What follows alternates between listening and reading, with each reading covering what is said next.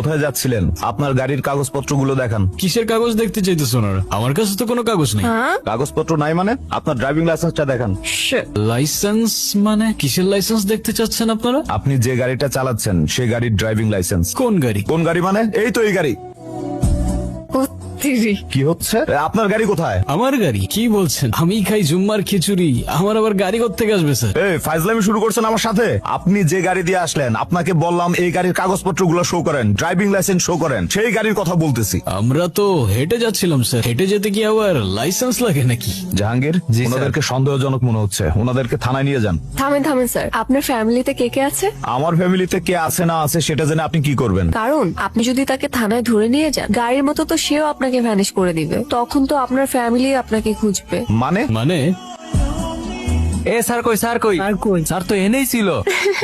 তো এখন গাড়ি ছাড়া আমরা কিভাবে যাব? গাড়ি ছাড়া কেন? গাড়ি দিয়েই যাবো। ওই তো গাড়ি। কিভাবে সম্ভব? ওই যে বললাম, ম্যাজিক। খুব ক্ষুধা লেগেছে, কিন্তু আমার কাছে তো কোনো টাকা নেই। আরে তুমি খাও না, টাকার চিন্তা কেন করছো? আমি আছি তো।